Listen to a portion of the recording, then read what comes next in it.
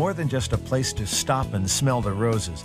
This is a place to truly experience the laid-back atmosphere and splendor of the Great Northwest. Our city has become a cesspool, wrote the president of the Portland Police Association on Facebook. Livability that once made Portland a unique and vibrant city is now replaced with human feces in business doorways in our parks and on our streets. Garbage-filled RVs and vehicles are strewn throughout our neighborhoods. Used needles, drug paraphernalia and trash are common sights lining the streets and sidewalks of the downtown core area, under our bridges and freeway overpasses. Gross and shocking pretty much sum it up. The Portland pooper.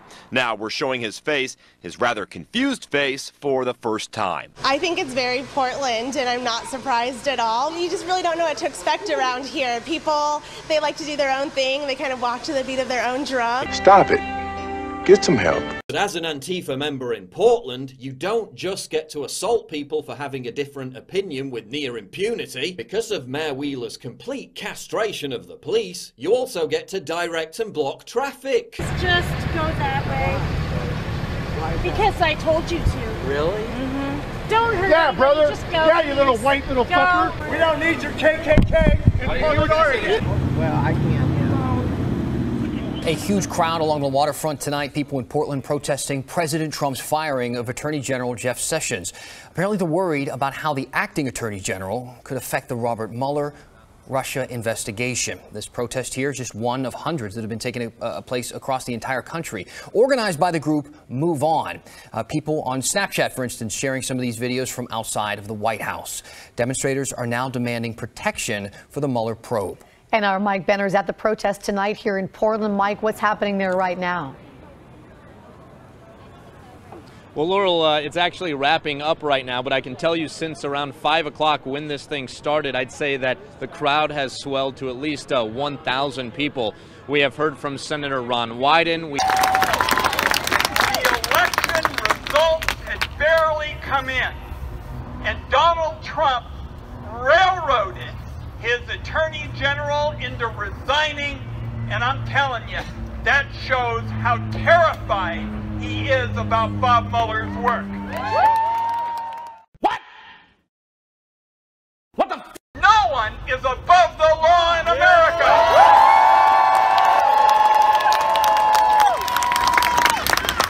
No one is allowed to trample the Constitution.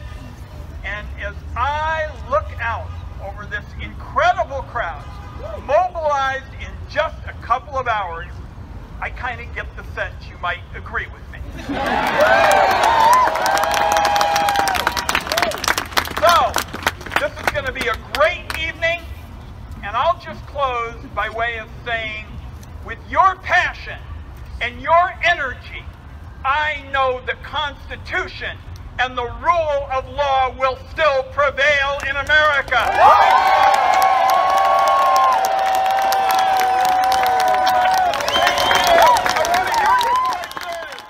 Calling out Willamette Week over this cartoon depiction of Police Chief Daniel Outlaw. He says the image harkens back to the Jim Crow era. Our Brian Brennan spoke to the mayor one-on-one today. Brian, he says it's important to call this out. Yes, that's right. He says he and Chief Outlaw are on the same page about this. Here's that cover once again. Let's take a look at it. You can see the drawing of the chief standing in front of that red background. Mayor Ted Wheeler tweeted out a response showing two covers side by side. He claims that the one you're going to see on the left is a flattering photo of an alt-right icon, and the other a caricature of the police chief harkening back to the Jim Crow era. Mayor Wheeler says he doesn't know what the Willamette Week intended to accomplish with the image, but he says he thinks the historic significance should be pointed out. Strong African-American women leaders in our community, they go, here we go again. This is the same kind of damaging imagery that's been used to depict us and belittle us for generations, going all the way back to Jim Crow. Mayor Wheeler says Chief Outlaw feels the same way as he does about the image. Unfortunately, she was unavailable for comment today. Well, Laurel, so far several speakers have been talking to about 3 dozen, we counted, anti-ICE protesters here in front of City Hall. They are protesting the Immigration and Customs Enforcement Agency. They are against Measure 105 that would get rid of Oregon's sanctuary status. They say they are rallying here against racial profiling, then will march through downtown and enter, quote, everyday buildings that do business with ICE. Now, we haven't gotten clarification of exactly what that means, especially at this hour with many buildings locked and closed, but we will be following them. You heard what Mayor Ted Wheeler said about not allowing any violence or blocked streets or bridges. So this coming Thursday, he plans to introduce an emergency ordinance at City Council about certain protests like these. The ordinance is very specific to groups where we know they have a history of violence or a stated intent to come to Portland to commit acts of violence. Then we have the ability to take reasonable precautions. And that is what we're calling time, place, and manner restrictions. Okay, back live here, you see quite a group of Portland police monitoring this from across the street here on Southwest 4th and Jefferson, just watching what's going on. So far, 2 city commissioners, though, not backing up that ordinance, and Mayor Ted Wheeler needs a unanimous vote to pass it as an emergency ordinance. So tonight, he says, police will enforce the law. They are watching social media and live feeds from here around downtown. Go inside, old lady!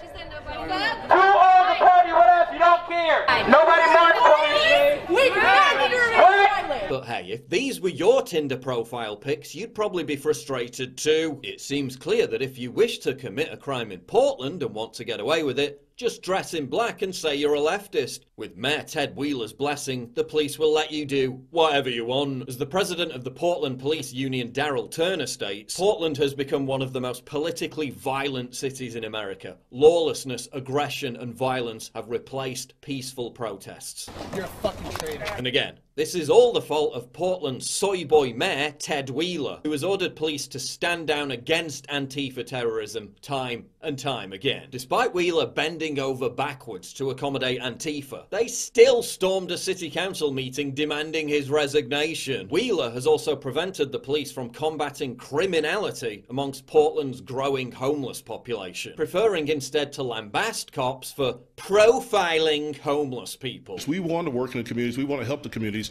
we need the resources to be able to do that. And when the mayor writes something about implicit bias and that we may be profiling homeless people, it really upsets us. It's insulting. Thanks to homelessness, Portland loses out only to San Francisco as America's biggest open-air mental asylum. Number 9, the homeless. Portland is the Pacific Northwest's homeless haven. It's a street people utopia, if you will. For whatever reason, people end up on the streets in Portland, whether it's runaways, drug addicts, alcoholics, people down on their luck, people who've lost their jobs, lost their homes, whatever reason. A lot of people are living on the streets in Portland, Oregon. We actually have vacant lots set up so they could set up their tents. We've actually got to the point where now it's okay to pop a tent up on the sidewalk at night in Portland, Oregon. I think this has something to do with the fact that about 4 froze this winter. But for whatever reason, people are on the streets in Portland, and it's starting to affect the tourism.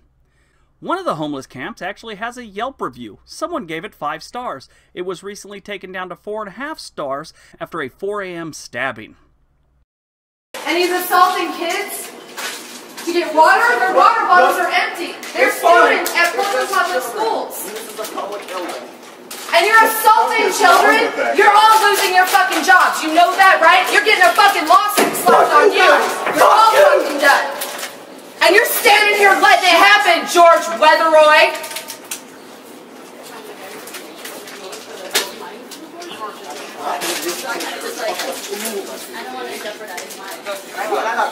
It's all on video too. You're fucking screwed and you know it. You and all your fucking colleagues. They're recording us. I don't give a shit. I reported you assaulting these kids. Excuse me. Just so that they can get water. Bitch, fuck off. We're public officers, so it's our legal right to literally public service people, so we can literally report them. As What can we do for you? Are you going to do something about these adults assaulting students on public property? Show me the video. I'm live right now. I'm still recording. There's other people that are live. So? I mean, are you asking me to interrupt my video live, for you? live. I'm not going to do that. Okay, You're not so going you to have do anything evidence about of this assault that you care about, but you don't want to share it with me so I can do my job. Can't let everyone know that we're all racist idiots with no jobs who have nothing better to do than to make everyone else around us feel shitty who disagrees with us. Which in turn illustrates how the hate and revulsion for police in Portland is not just limited to protests. In this example, one of the city's many crazy lunatics escapes an asylum and starts acting out. Great. And to whom do Portland's rent-a-mob of weirdo miscreants immediately lend their support? The police who are trying to apprehend the crazy lunatic and keep the locals safe? No, they side with the crazy lunatic because of course they do. Do not treat this man unfairly. You do not need that weapon, sir.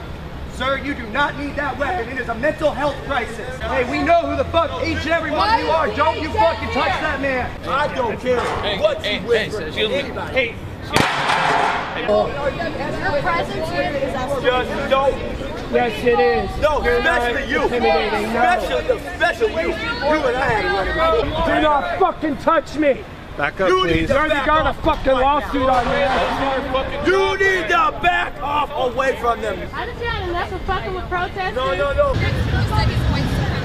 14 years of mugshots. A Portland area man's eye-opening transformation. As his final incarnation, he should run for mayor. Portland is so full of snowflakes that retailers responded to the election of Trump by declaring their stores safe spaces. Quite how the people with the kind of mental fragility that makes them unable to cope with the result of a democratic election are going to respond when the area's numerous active volcanoes begin popping off really makes you wonder. But hey, at least Portland is eco-friendly and civically responsible. They even provide beautiful public water fountains across the city. They really are kind of an icon of Portland. He's talking about the famous Benson bubblers. More than 120 water fountains are sprinkled throughout the city. But tonight, the one at Southeast 65th and Foster is missing. I really couldn't tell you why it was stolen or who stole it. What's clear is this. The bubbler was taken last week, between Thursday evening and Friday morning. Water Bureau security is checking surveillance footage from nearby businesses. It's particularly sad because this bubbler was hit by a car earlier this year. It took a few months to replace it, and now it appears to be stolen. As the missing flyer indicates, the bubbler is decades old, approximately 3 feet tall and 50 to 60 pounds, and very much missed in this Southeast Portland neighborhood. I don't know if this has ever happened before. And she is drinking out of that too, and he just rinsed out a syringe in that water.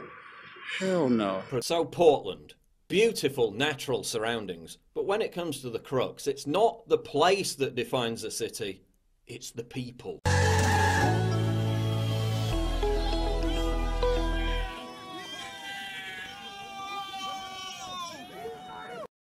Mind your own business. It is my business. It's my country. Not your business, I'm a and citizen. it's not your country. It is. It's mine just as much as it is yours. We're all citizens. Yeah, and you're making us look stupid. How? Because you're making us look like a bunch of intolerant idiots. How is this? Who don't have anything better to do than complain about a bunch of shit that doesn't even affect them.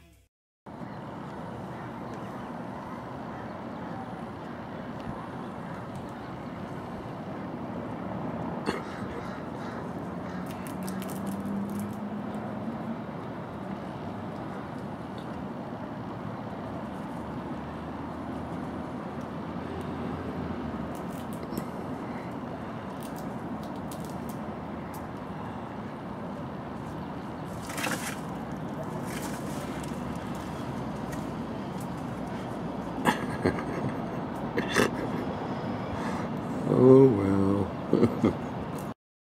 That was really, really pathetic.